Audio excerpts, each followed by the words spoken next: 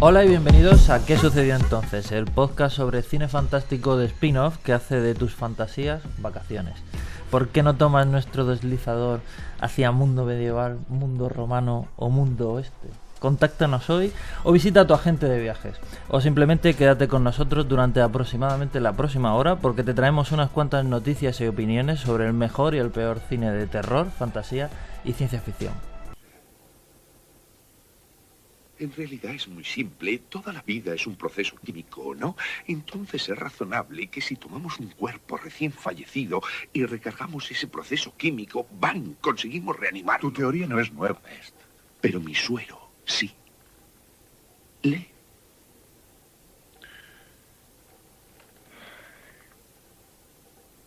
En fesivos experimentos he matado y devuelto a la vida a un buen número de conejos, cobayos, perros... He roto la barrera de los 12 minutos. Vencí a la muerte cerebral. Con animales grandes y el subsiguiente aumento de fuerza del suero, la reacción se vuelve más violenta. Y mis experimentos más difíciles. Razón por la que necesito que me ayudes. ¿Ayudarte? Eres la persona perfecta para hacerlo. Eres un gran trabajador, inteligente. Todos te respetan y tienes grandes amigos. Nosotros venceremos a la muerte. Lograremos el sueño de la medicina. Serás famoso y serás eterno. ¿Has experimentado con personas?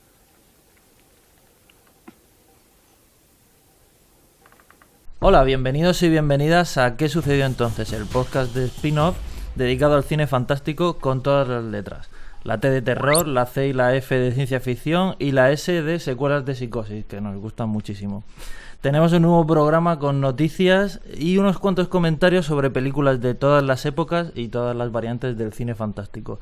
Tenemos un invitado de excepción, un interrogatorio y muchas ganas de que nos cuente qué ha visto últimamente y qué opinión tiene de la actualidad del género. Gracias a todos por estar ahí en ya nuestro quinto programa y sin más saludamos a nuestro invitado de hoy, Alberto Corona. ¿Qué tal? Hola, Túnel, pues encantado de estar aquí en Muy este bien. podcast. Alberto es periodista cultural y toledano, cosa que no necesariamente está reñido entre sí, lo que no le impide escribir asiduamente en medios como Sensacine y Canino y menos asiduamente, pero con mucho gusto, en otras cabeceras como Spin-off, Ataca y Geku. ¿Todo correcto? Sí, todo correcto. Como sabía que iba a caer algún chiste con lo de toledano. O sea, es muy sino. Estupendo. Pues bueno, como siempre vamos a hacer el típico interrogatorio, preguntas que hacemos a todos nuestros invitados y cada uno responde como no podía ser de otra manera con sus movidas personales. Entonces vamos a empezar por ¿qué es lo último que has visto? Pues la última peli de género que vi pues, fue este mismo fin de semana y vi Velvet Buzzsaw de Dan Gilroy en Netflix y tal y la verdad que me cayó muy simpática. Fue una peli que no me esperaba que me fuera a gustar porque me suele dar pereza estas pelis que van de somos sátiras del mundo del arte y porque el arte verdadero es el que te vamos a enseñar. Y además que no soy demasiado fan de Dan Gilroy, no me gustó. Ya empezamos aquí fuerte. No soy el mayor fan de Nightcrawler, que por supuesto le doy los méritos. Pero esta me cayó muy simpática, ¿no? Porque tampoco se refugia demasiado en hacer discursos súper trascendentes del tema, sino que es como una peli muy divertida con el tema del terror y con las muertes que son todas muy, muy graciosas y demás, y como que es una peli muy, muy distendida. A mí me hizo mucha gracia. Me hizo mucha gracia también que Gyllenhaal, en su habitual registro de darlo absolutamente todo por el personaje, sea cual sea, y sí, me hizo mucha gracia. Bueno, pues es una opinión. No, a ver, Entiendo que a ti no me disgustó. Lo que pasa es que yo sí soy muy fan de Nightcrawler y creo que esto es otro rollo, obviamente, sí, y la supuesto. peli es perfectamente consciente de ello y Jake Gyllenhaal es perfectamente consciente de ello también. Lo que pasa es que me dio la impresión de que era una peli que su sátira del mundo del arte y demás, sobre todo del comercio que hay detrás con el arte y tal, me pareció que estaba ya un poco Sí. pasada de moda. Sí, o sea, yo he visto pelis superficial. me acordé de una peli que no he visto muy mencionada por ahí, pero luego cuando lo comenté con otros amigos me dijeron que sí, que es Pecker de John Waters, una de las últimas pelis que hizo en los 90 o ya a principios de los 2000, y que era que tenía muchos puntos en común con su sátira. Y claro, esto era moderno en los 90, pero a estas alturas hablar de que es que las galerías de arte, tío, las galerías de arte, sí. yo qué sé, las galerías de arte. Desde luego, no, que a mí por supuesto el planteamiento me da mucha pereza. De hecho, le leí por Twitter a alguien que decía que es como el típico que se queja de los vasos de agua en Arco, ¿no? Y por supuesto, la peli es totalmente ese rollo, ¿no? Pero como a cambio es como muy generosa en cuanto al humor y el tema de los asesinatos, también como tiene un rollo muy cutre, ¿no? Porque con todo el festín visual para el que te daría la idea, el tema de los cuadros sí. Cobrando vida y tal, es como sí, muy cutre. O sea, de hecho es de las pelis más televisivas en cierto modo que yo le recuerdo a Netflix, porque es como yo creo que es una puesta en escena muy aséptica y tal, y sobre todo eso, muy cutre, pero que al final todo como de algún modo me llega a caer simpático quizá en toda esa mezcla, por mucho que el discurso sí, en serio, me dé mucha pereza, porque ya lo hemos visto 80.000 veces. A mí curiosamente lo que me gustó fue donde se ponía más de terror clásico, en el sentido de toda la idea del cuadro maldito y tal, es una cosa como muy tradicional, y eso fue lo que más me gustó, quizá. No era la intención de la película. Claro, pues, eso a mí me dio la sensación. Es que igual esta película me está gustando, pero no por los motivos que le gustaría a Dan Gilroy. Sí. Bueno, pues nada, vamos a pasar a comentar algunas cosillas de actualidad. Lo primero es una noticia que acaba de salir, que es tan fresquísima, que es que van a hacer... Aquaman ha superado, se ha convertido ya en la película DC más taquillera de la historia, por encima de los Batman de Nolan. Ha superado ya los 1.100 millones de dólares de recaudación. Y entonces pues ya han empezado a anunciar sus productos derivados del éxito de Aquaman. Y el primero es medianamente inesperado, que es una peli ambientada en la fosa, que es, para quienes no hayan visto la película, es un momento en la película en la que se baja a las profundidades del océano y de repente se convierte la película de aventuras que estaba siendo hasta ese momento en una película de terror lovecraftiano. Y bueno, realmente es tema para hacer una peli de terror, pero ¿tú cómo ves esto? O sea, a mí la verdad es que no me lo esperaba para nada. Es que DC no es otra cosa que siempre sorprendernos, para bien o para mal, pero siempre como... ¿En serio? No, la verdad es que no me lo esperaba. O sea, lo suyo era lo más lógico después del éxito que supuso Aquaman, pues era eso, tirar por las secuelas, o si acaso a lo mejor hacer un spin-off, no sé, de Willem Dafoe, que fuera, pero esto para nada me lo esperaba. Sobre todo porque cuando leí la noticia, como que tuve que pensarlo, ¿no? Dice, ¿a qué fosas se están refiriendo? Claro, y luego ya lo pensé, ¿no? Esa escena en concreto que pasa cerca del final, pero que a mí no me había dejado ningún pozo, más allá de pues una escena más dentro de esa locura visual que es Aquaman, ¿no? Pero la verdad que me sorprendió. Y está guay, ¿no? Sobre todo porque además parece que eso lo van a enfocar en el tema del terror. Si meten ahí a James Wan también, que supongo que producirá, o estaría guay que dirigiera. También pues puede quedar algo curioso. Luego de ahí a que acabe teniendo lugar, pues ya eso, cuando DC tiene una racha de productos que no acaban de finalizarse, pues eso habrá que verlo, pero a priori es una idea que me hace gracia. La podemos archivar, esta noticia, ¿eh? Otra idea de casquero de DC Comics. Sí, tal cual. Además una idea que ya un poco da cuenta de el absoluto sin Dios que ya ha asumido que es DC y que compran. Sí, ahora parece que vamos a hacer pelis un poco más divertidas, más luminosas, ¿no? Como podría ser Shazam y tal, y al mismo tiempo vamos a meternos en el tema del terror. Sí. Y es gracioso. Sí, es gracioso, es lo que hace que yo pues realmente espere con bastantes ganas, aunque no llegara hasta 2020, la próxima película de Batman, porque pues puede ser literalmente cualquier cosa. Puede ser cualquier cosa. Exacto, o sea... Sí. Muy bien. Pues bueno, vamos a seguir con nuestras preguntillas y la siguiente que tenemos es que nos hables de, insisto, preguntas que hacemos siempre a todos nuestros invitados, siempre la misma, y cada uno pues responde lo que le da la gana, y en este caso es una película fantástica que odias y estás solo en ese odio. Pues sí, de hecho creo que voy a seguir solo ahora cuando lo diga. Sí, a mí una peli que más que odie es un poco por el tema de la decepción, una peli de la que esperaba mucho y que al no cumplir con esas expectativas pues se convirtió en otra cosa, que es la última versión de It que dirigió Andy Muschietti, que fue una película pues que me decepcionó muchísimo. Yo soy muy fan de la novela original de Stephen King, puede ser fácilmente mi libro favorito de este escritor.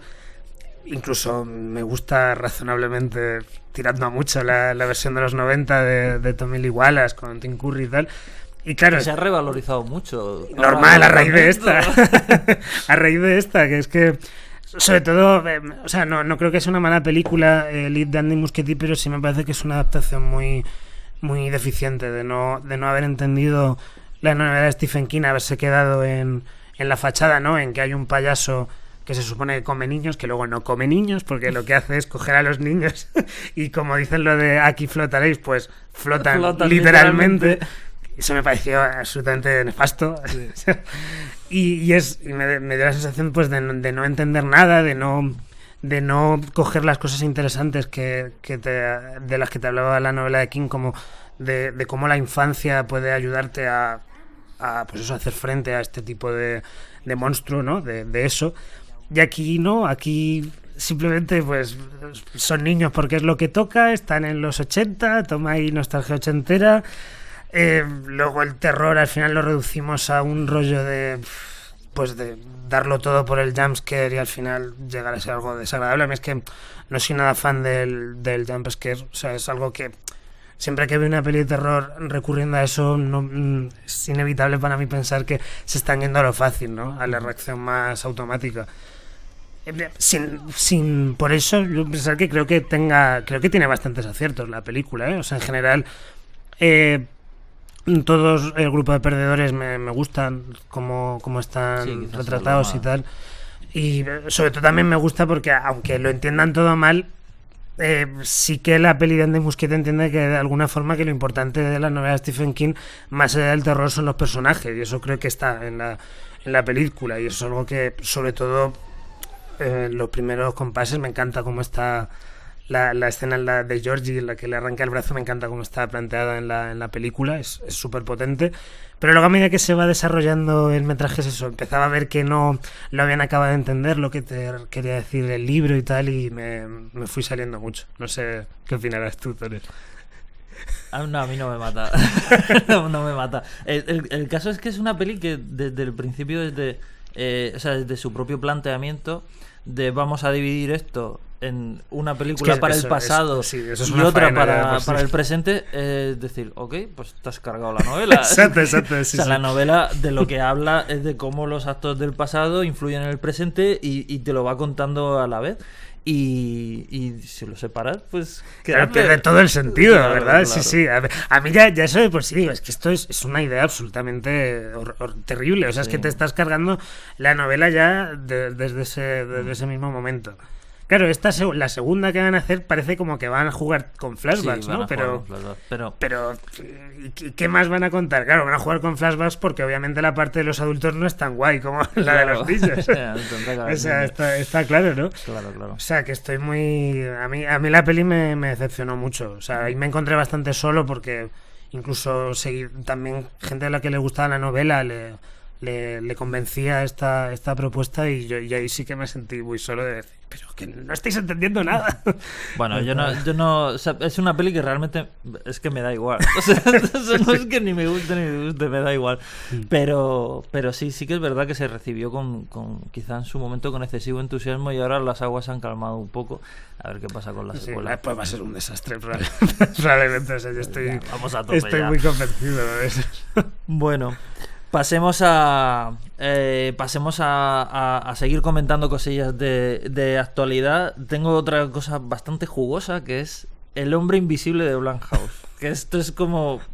En fin, después del dislate que fue La momia, que no sé si te gustó, ahora me lo cuentas. Pues por supuesto que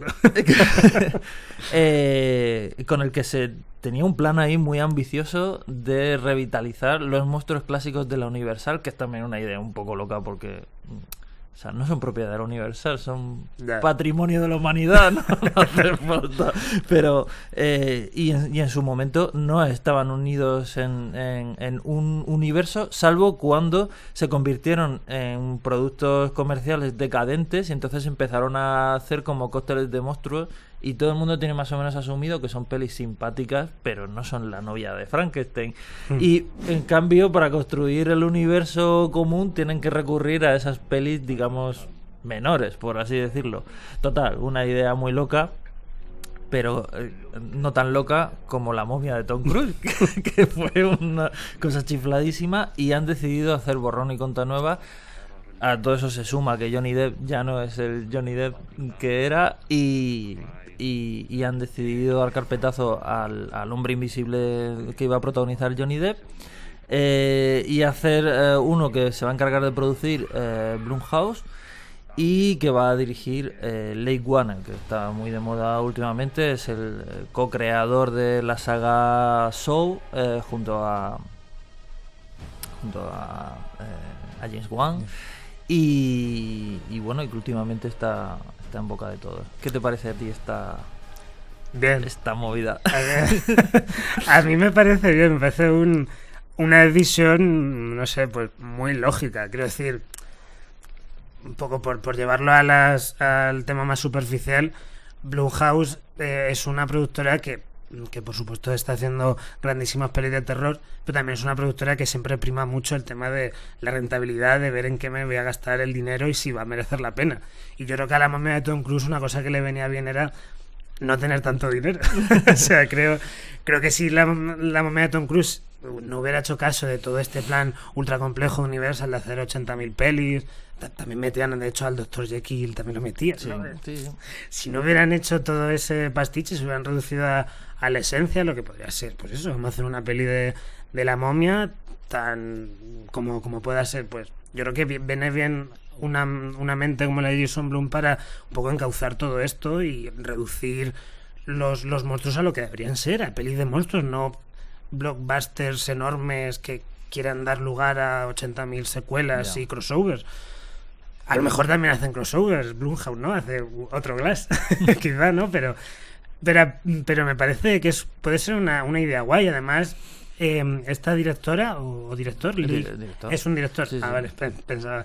Sí, hizo de hecho era uno de los protagonistas de la primera Saw, era uno de los que estaban atados a... Vale, no, es que sé que hizo Upgrade, ¿no? Creo que dirigió Upgrade, que creo que es una peli que está bastante bien, ¿no? Sí, ¿no lo has visto? Sí, no, sí, está muy bien. Es una peli de acción con elementos de ciencia ficción y muy modestita, pero muy eso, modestia, yo creo muy chula. Modestia yo creo que le hace falta a este. Pero ¿no crees que Blumhouse a veces como que es o sea, presupuestos muy muy limitados para lo que a lo mejor debería de ser algo como los monstruos de la Universal, que vale, de acuerdo, la peli de Tom Cruise de La momia era un desfase, pero a lo mejor todo este rollo gótico que asociamos a los monstruos de la Universal se queda un poco corto con pelis como las de Blumhouse, que a veces, sin ir más lejos, el remake de La noche de Halloween, dices, joder, le habría venido bien un empujito de chungo, presupuesto a La noche de Halloween, cuidado. O sea que... Pero yo creo que el mayor problema de tirar La noche de Halloween no es que tenga, no es que no tenga presupuesto. O sea, de hecho, es un problema, pero es de los menores que tiene esa peli, yo creo. Por sacar defectos. No, o sea... sí, entiendo lo que dices, pero yo creo que puede ser una apuesta guay. O sea, hacer como monstruos un poco de andar por casa. Dejamos atrás todo el rollo gótico, el rollo pues, así más monumental. Y yo qué sé, yo creo que le puede sentar un estilo más depurado, más sobrio a una historia como El Hombre Invisible. Honestamente, yo creo que le puede venir bien. Es verdad que Blumhouse muchas veces son los temas de presupuesto que maneja, muchas veces hacen de menos a las pelis. Sin ir más lejos, yo creo que Glass, por ejemplo, es uno de los grandes problemas que tiene, que si hubieran... Que se nota que es una peli que no tiene tanto dinero como El Protegido en muchas ocasiones, y ahí sí que creo que le habría venido bien. Pero una película como El Hombre Invisible, yo lo compro. Es cierto, en eso sí coincido contigo, que El Hombre Invisible no es Frankenstein. O sea, Claro. que puedes hacer un hombre invisible muy sosegado. Porque efectivamente efectos especiales es una cosa, Es una cosa es una sencillita, cosa muy yo creo, sí, sencillita. En fin, pues finalmente, para acabar con las noticias de hoy, tenemos una última que salió hace nada, hace un par de días, según estaba preparando esto, que es que ha salido el título que va a tener Terminator, la nueva de Terminator, Dark Fate, que está dirigiendo Tim Miller, con producción de James Cameron, y con el regreso de las estrellas originales de la primera, bueno, de las pelis que dirigió Cameron. Y bueno, la noticia es que hay título, que es Dark Fate, que bueno, suena un poco a disco de Evanescence, pero ¿qué te parece? ¿Qué sensaciones te da a ti esta secuela, esta nueva? No, la verdad es que no lo sé. Aquí no sé realmente muy bien qué opinar, porque es que la saga Terminator es tan rara. Es que Ya, es como es que muy le rara. ha pasado tantas O cosas. sea, si en global, ¿qué te parece la saga A mí me gustan Terminator? todas las pelis de Terminator me gustan, ¿eh? Un poco a lo mejor la que menos la de Christian Bale, la de Terminator Salvation, Ya. quizás es un poco la que menos Pues que vaya movida. me hace... Es que es muy chunga esa, sí. Pero en general me gustan todas. O sea, obviamente no me gusta tanto la primera como Terminator Genesis, creo que es la Sí. última. Obviamente no me gustan tanto, pero sí son... Todas las pelis en general me hacen mucha gracia y incluso pues eso, me llega a caer simpáticos los mareos que le han dado a la saga. Y este en concreto pues es un mareo más, que probablemente salga, se lo cargue la crítica, como pasó con Terminator Genesis, sin tampoco demasiada razón. O sea, quiero decir, con Terminator Genesis, sin ir más lejos, me pasó que yo cuando la vi y la crítica se la cargó, pues eso, los motivos están bastante claros. Sí que tuve la sensación de que, joder, es que qué pena, porque Terminator Genesis es más o menos la misma propuesta que Jurassic World, que se estrenaron en su año con 2 semanas escasas de diferencia, y sin embargo Jurassic World como que le gustó a todo el mundo, y Terminator Genesis, que quería hacer exactamente lo mismo. O sea, en plan de, mira, esto, la saga se nos sale de las manos, vamos a tirar de la nostalgia y de lo que sabemos que al público le gusta, y se acabó, y da igual que no tenga ningún tipo de sentido narrativo, y ya está. Y sin embargo como que no se comieron Terminator Genesis. Y a mí me dio mucha pena, porque me pareció una peli muy graciosa en su momento. Era ya una peli tan autoconsciente que a fuerza de saber hasta dónde había llegado la saga, que muchas cosas no tenían sentido. El rollo de hacer de John Connor un Terminator y de decírtelo en el tráiler, además. Sí. Que era, sin embargo, eso es una saga ya que la han mareado tanto que cualquier cosa... James Cameron, que ahora se supone que viene James Cameron, recurre a Linda Hamilton y parece que las aguas van a volver a su cauce. No. Pues no, porque de hecho James Cameron también nos intentó convencer en su momento de Terminator Genesis era su visión de la historia. No es garantía de nada, es garantía pues de que va a ser, pues eso, una peli también rara. También va a salir Schwarzenegger, ¿no? Sí, sí. Claro, por supuesto. Y yo qué sé, pues es una saga pues que de vez en cuando, yo creo que cada X años que nos manden una nueva que sea pues una locura rarísima y tal, pues yo la voy a ver siempre con gusto, Ya. honestamente. Y no sé, está Linda Hamilton, creo que también sale esta chica, la de Black Mirror, siempre se me Sí. olvida el nombre, que también va a ser uno de Sí. los protagonistas. Sí, sí. Y tal, pues yo qué sé, pues en principio yo creo que puede estar bien o no, pero da igual, está bien que exista. Yo estoy un poco contigo. O sea, quiero decir, es una franquicia que su punto de partida ya es chatarrería de la Claro, ciencia ficción. exacto, sí. Es que de robots que vienen del futuro a matar al futuro Mesías, pues es que Que eso es algo que creo que los fans, sobre todo marcados por la segunda, que mucha gente la tiene como la peli de su infancia o lo que sea, marcados por la espectacularidad de esa peli, se han olvidado que la esencia de la peli, el esqueleto de la peli, es ciencia ficción de saldo muy, muy loca. Y sí, a mí también me gustó Genesis. Y de hecho, en mi defensa de la 3 siempre me quedo solo cuando me aparece la peli. 3 es maravillosa, ¿eh? La peli Es es maravillosa, extraordinaria. sí. O sea, los 10 últimos minutos de la película de la 3 valen más la pena que todo el juicio final. Sí, yo sí, creo, sí, ¿eh? sí. O sea, que el juicio final está guay, pero... Ya Sí, está, ¿no? ya O sea, está, que ya la está. gente se pone muy pesada con el juicio Sí, final. la gente yo se creo. pone muy pesada. Efectivamente. Bueno, pues bien, hemos coincidido en Terminator 3, que bueno, es una línea roja para mí. O sea que si hemos coincidido en eso, todo está bien. Está bien. Vale, pues antes de pasar a hablar de la peli que has escogido, vamos a hacerte una última pregunta para que también tires tú de nostalgia y recuerdes viejos tiempos. Y la pregunta es, ¿cuál fue la primera película fantástica que viste o la primera que te marcó? Pues yo era un poco ahí jugando un poco con mi nostalgia, pero probablemente no lo sea, pero sí que me gusta definirla así, pues yo creo que El Exorcista de William Friedkin, porque era una peli que de niño me marcó mucho incluso antes de verla, porque tengo muy presente que cuando tendría, no sé, 6 años fácilmente, se empezaba a publicitar en la televisión que se iba a reestrenar El Exorcista, no sé en qué año fue exactamente, pero que se iba a reestrenar y que con unos trailers que hablaban de que era la peli más aterradora de la historia del cine, en fin, ese tipo de cosas. Y yo veía esos trailers y la verdad que me impactaban, ¿no? Veía las típicas escenas de la cabeza girándose, de caminando de espaldas, bajando por las escaleras. Era como que me impactaba, pero que no me atrevía de momento a verla, porque eso me impactaba. Y me leí la novela antes de ver la película. La novela me encantó, la novela de William Peter Blatty. Me flipó además, lo primero que recuerdo de leer la novela, me flipó el hecho de que más allá del miedo que te podía dar, de importarme tantísimo lo que le ocurría a los personajes, ¿no? Al padre Carras, ultra traumatizado por lo que le había pasado a su madre y tal.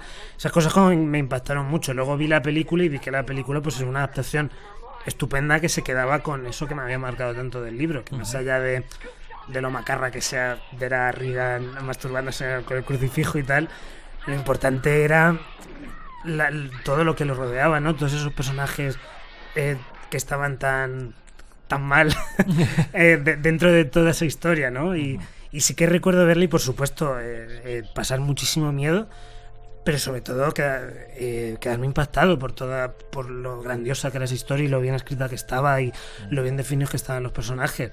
Y es una peli que entonces cada poco más o menos reviso y me quedo igual maravillado por los mismos motivos. Es decir, es que qué peli más bien hecha, más...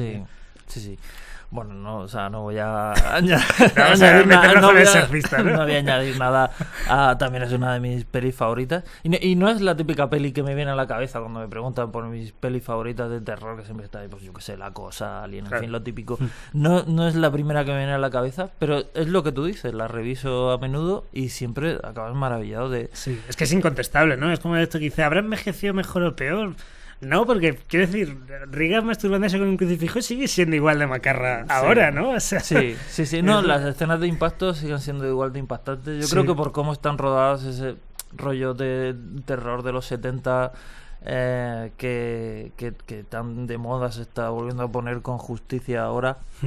Y que transmite como esa atmósfera malsana y que, como dices, le viene muy bien para hablar en realidad de personajes que están mal, que están trastornados. Pues la madre que vive sola, la niña que está traumatizada por esa separación. Claro. Y bueno, por supuesto, los sacerdotes y demás. Claro, o sea que al final es eso, el hecho de que el demonio esté por ahí haciendo sus cosas es lo de menos. Es una cosa también muy Stephen King en ese sentido, que ya están jodidos de antes los personajes antes de que pase todo. Sí. Muy bien, pues bueno, vamos a pasar a hablar un poco de la peli que has escogido. Que bueno, cuéntame, ¿de qué peli quieres que hablemos? Pues he escogido Bienvenidos al fin del mundo, de Edgar Wright. que es una peli quizá que haya hecho un poquito de trampa, porque yo creo que no es una peli de género como tal que tenga la cabeza, es una comedia que reflexiona sobre ciertos temas utilizando la coartada del género, yo creo. Algo también que hizo este director en toda esta famosa trilogía del Corneto, que siempre pensaba en un género cinematográfico para, en base a él, hablar de otras cosas. Lo que hizo en Son of the Dead, lo que hizo en Arma Fatal y lo que hace en Bienvenidos al Fin del Mundo, con el rollo de la ciencia ficción y el terror, pues un poco revisando la invasión de los ladrones de cuerpos y los remakes y tal. Y es una película que a mí me gusta muchísimo Edgar Wright, y en esta película en concreto es donde veo todo lo que me gusta de él, es la peli donde lo veo a mayor, como desatado y al mismo tiempo con muchísimo control y conociendo muy bien todo lo que está hablando. Es desde luego, claro, la peli que más me gusta de la trilogía, hablando un poco de lo mismo, de lo que habla las otras dos, ¿no? El conflicto con la madurez, el rollo de la masculinidad entre amigos que insisten en seguir en sus años de adolescencia sin querer encarar las responsabilidades de la adultez. Este tipo de cosas, Bienvenidos al Fin del Mundo, además, las encauza de una forma pues que yo siento muy cercana, porque al final lo encauza en base a una grandísima noche de borrachera que tuvieron cuando eran adolescentes y querer revivir esa noche. Sí, querer revivirla. Sí. Y querer revivirla, ¿no? El tema de la figura del pub es algo muy omnipresente en la trilogía del Corneto, pero que en concreto es fundamental para la trama.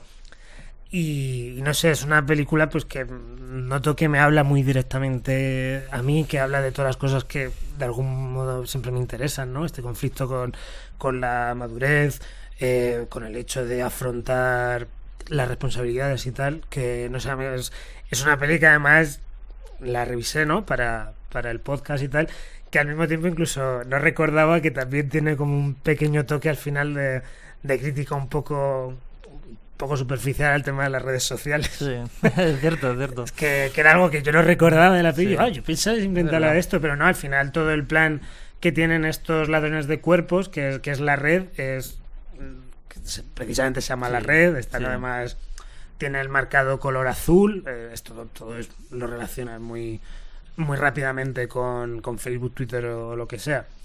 Y de hecho esto fue al final lo que menos me gustó en base a revisarla, porque creo que un poco se hace como que no contradice, pero como que le da más subtexto quizá del que debería tener la peli, ¿no? Porque es muy concreta durante sus tramos. De hecho, o sea, la primera media hora, pues eso, son los amigos yendo de bar en bar, y hasta esa primera media hora, que es esa pelea absolutamente apoteósica en los baños, cuando ya se encuentran con esta amenaza, pues eso, que en general el discurso tiene cierta concreción que al final un poco quizás se va un poquillo, pero está guay. Sí, bueno, para quien no la haya visto, porque no es una peli tan conocida, bueno, es conocida, pero yo creo que un poco arrastras de que forma parte de la trilogía del Corneto, donde hay otras dos pelis que son más conocidas. Pero bueno, para quien no la haya visto, sin entrar en demasiados detalles, es un grupo de amigos que, lo que tú cuentas, tuvieron una noche de borrachera cuando eran jóvenes, y pasado un tiempo uno de ellos decide un poco conmemorar aquella noche inolvidable, precisamente el único que no ha sido capaz de madurar del todo, y claro, todos los demás pues están casados o tienen trabajos de oficina o digamos que han pasado página, salvo uno de ellos que no quiere. Y bueno, y deciden hacer una cosa que recuerda a él como mítica, que es como una ruta de por pubs, los pubs de la zona. Y bueno, y así se encuentran en una amenaza que tiene como tintes de ciencia ficción. Es curioso porque esta película, creo yo, que es de las menos, o sea, de las tres, no solo la menos conocida, sino también quizás la menos valorada, ¿no? Sí, es cierto. Porque, claro... Bueno, la trilogía, para quien no lo sepa, es Shaun of the Dead, Arma Fatal o Hot Fuzz, y ya está. Bienvenidos al Fin del Mundo. Sí, no sé, quizá entiendo que pueda ser, a mí me parece, de las tres me parece la mejor, es la que lleva el discurso más lejos y creo que está más elaborado, pero quizá también pienso que pueda ser por el hecho de que es la que menos apego tiene a un género concreto, ¿no? En base a que lo pueda identificar quizá el público, la crítica, ¿no? Claramente, pues tú ves Shaun of the Dead, pues sí, puedes hasta verla como una parodia del cine de zombies, aunque no creo que lo sea exactamente. Con Arma Fatal, pues lo mismo, con el tema de las buddy movies policiales. Con Bienvenidos al Fin del Mundo se me lo que dice. Vale, van de cinco tipos que van de bar en bar y que en un bar concreto pues se tienen que enfrentar con una invasión extraterrestre, ¿no? Es como que yo creo que el apego a un género concreto es mucho menor. Quizá yo creo que puede ser por eso, que quizás ha pasado como la más desdibujada, la que menos gente recuerda. Quizás sea en ese sentido también la menos compacta, quizá, ¿no? Pero quizá precisamente por eso. Claro, es la que más me gusta, es la más...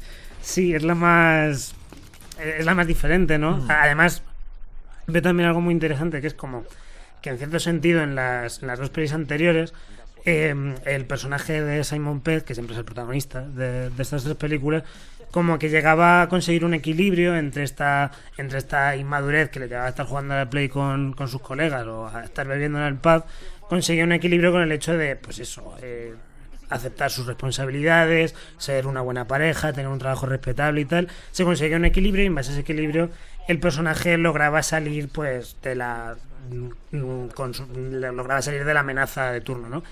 Claro, en esta película, sin embargo, en Bienvenidos al Fin del Mundo, ese equilibrio se puede llegar a conseguir, pero como que la propia peli te está diciendo que ninguna de las opciones está bien. O sea, y es a mí lo guay, ¿no? De hecho, la peli como acaba, pues es como muy ilustrativo con todo esto que te quiere contar Edgar Wright, ¿no? Que al final Gary King, el personaje de Simon Pegg, consigue de algún modo encontrar la paz consigo mismo, conciliar esos conflictos, y sin embargo lo concilia en un escenario posapocalíptico, Claro. Posapocalíptico, donde todo se ha ido a la mierda, donde la humanidad ha sido condenada porque simplemente no le daba la gana como conectar con la invasión extraterrestre, que la invasión extraterrestre es todo como muy razonable, muy conciliador y tal, te está ofreciendo algo que no llega a ser descabellado, simplemente tú seas civilizado y todo saldrá bien. Pues no, la humanidad se revuelve contra eso porque a la humanidad le gusta ser caótica y le gusta ser contradictoria y tal, y todo te lo tira, pues eso, a un escenario de caos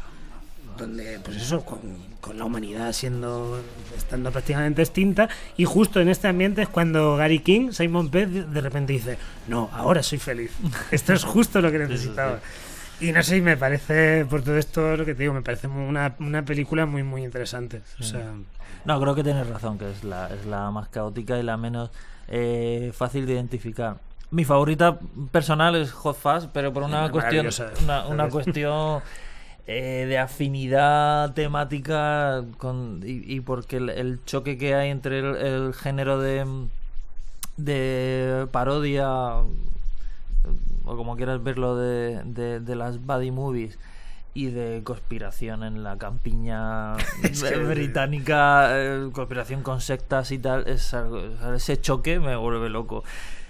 Es cierto que sí que creo que Shaun of the Dead es normal que se haya convertido en la más conocida de todas por ser la más accesible y la más reconocible y la que más va a parodiar un género también. A mí la que menos me gusta, de a mí hecho, también, la que menos me gusta. ¿Y el resto de Edgar Wright, qué te parece? Pues Scott Pilgrim es obra maestra absoluta, lo que a mí respecta. Pero me parece también brillante. De hecho, igual podría aquí hablar de Scott Pilgrim, pero claro, no, igual sí. La excusa del género no me valía tanto. Y luego Baby Driver me pareció yo creo que es quizá la más flojilla que tiene Edgar Wright, sí. Porque es la más simple, o sea, incluso también la más problemática, ¿sabes? Porque, quiero decir, obviamente Edgar Wright no vamos a hablar de que tenga inquietudes feministas, ¿no? Sí. Ni lo más mínimo. Pero en Baby Driver es donde es más llamativo, ¿no? El hecho de que haya un personaje femenino que es un tremendo florero, ¿no? Como es Lily James, creo que es. Y aunque sea una peli muy divertida, me gusta sobre todo el tema de cómo utiliza la música y tal, sí que creo que es una peli muy, muy vacía. O sea, de hecho, aunque no sea exactamente suya Ant-Man, sí. O sea, todo lo que puedes ver de Edgar Wright en Ant-Man es muchísimo más valorable que lo que ves en Baby Driver. Es complicado de todas maneras determinar en Ant-Man qué hay de Edgar Wright. Y sí, no, sobre todo porque luego la segunda, que no es de Edgar Wright en absoluto, tiene el rollo, sí. Complicado. Sí.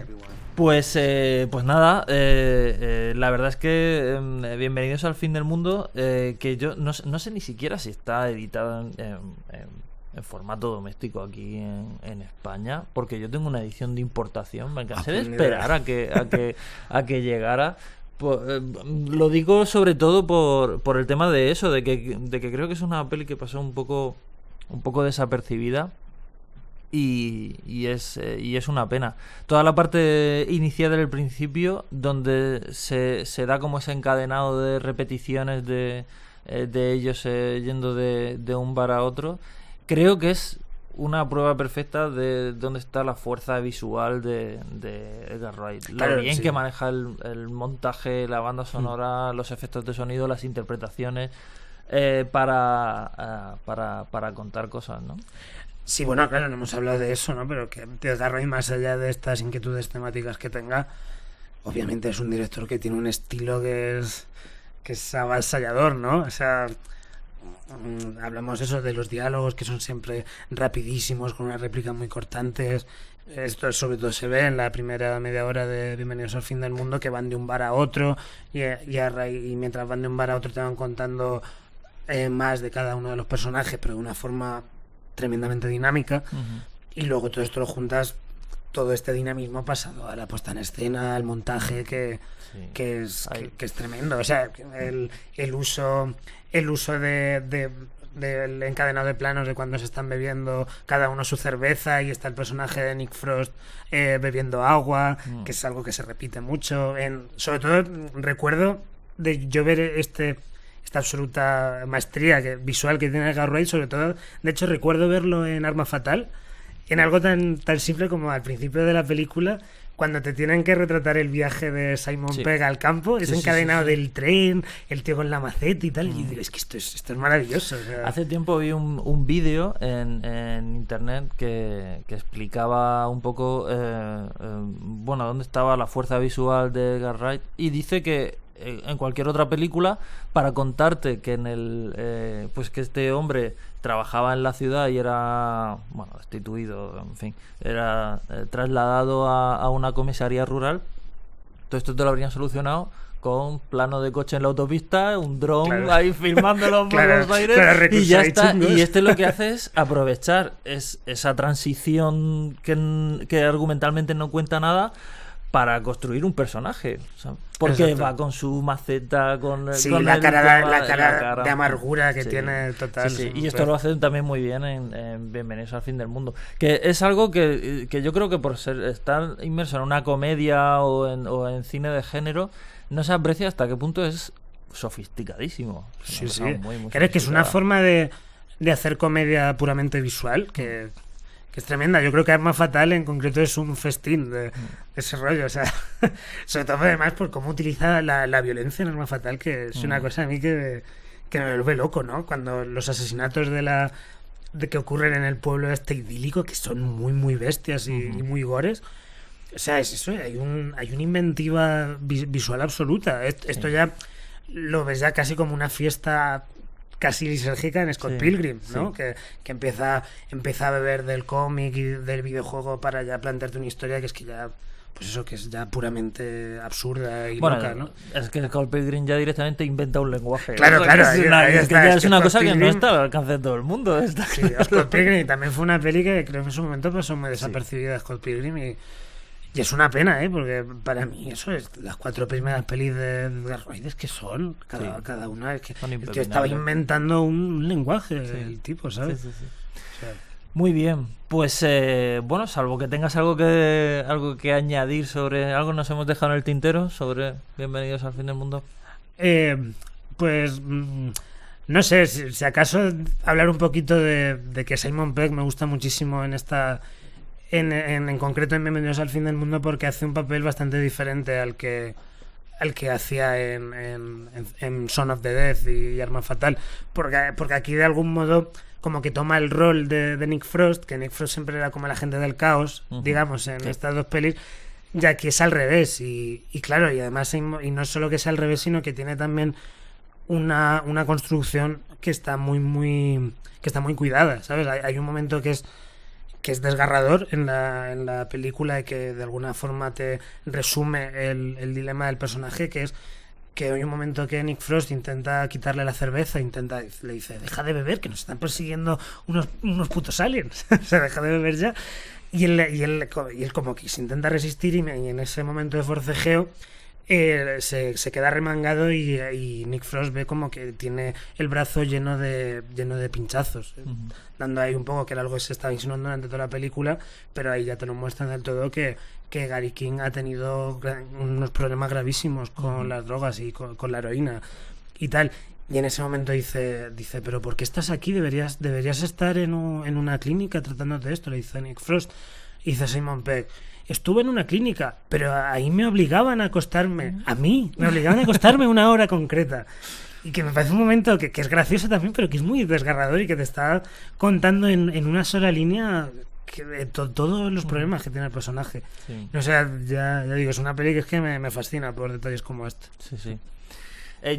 Una cosa que me he acordado mientras me decía esto, cuando lo están persiguiendo y tal, me he acordado que no hemos mencionado casi, pero sí que es verdad que está clara la referencia a las películas de ultracuerpos y tal, pero no a las películas clásicas de ultracuerpos, sino como un poco a las versiones más modernas, a la versión de los 70 de la invasión de los ultracuerpos, incluso la versión de Abel Ferrara, en toda la construcción visual y tal de estos extraterrestres, esta invasión recuerda un poco a versiones más modernas de los ultracuerpos. ¿Esto qué te parece?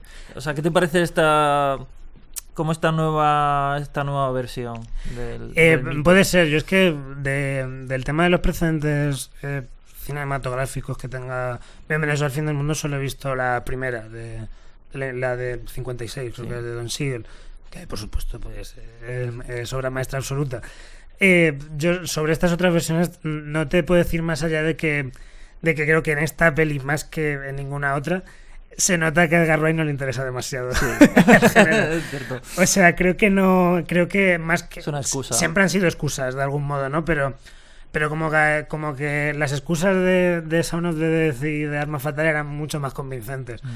Aquí en Bienvenidos al fin del mundo es que eso es una idea que por ahí dice, bueno, pues vi la invasión de cuerpos, está guay, igual de algún modo puedo encajarlo en este discurso que quiero hacer sobre la madurez, la nostalgia, etcétera, y la encojo ahí. Creo que en concreto Edgar Wright no está demasiado interesado. No sé si podría ser un defecto como tal, quizá incluso esto puede ser lo más significativo, yo creo, de por qué quizá Bienvenidos al fin del mundo es una peli que tampoco le gusta tanto a no tanto la como la claro, no tanto como las obviamente otras. Una parodia zombie. Claro, ahí está, yo creo que sí. Sí. Eso. Muy bien, pues bueno, aquí lo dejamos. Muchas gracias, Alberto, por venir a acompañarnos. Y bueno, y a nuestros oyentes y espectadores, pues nos despedimos hasta la próxima entrega de ¿Qué sucedió entonces?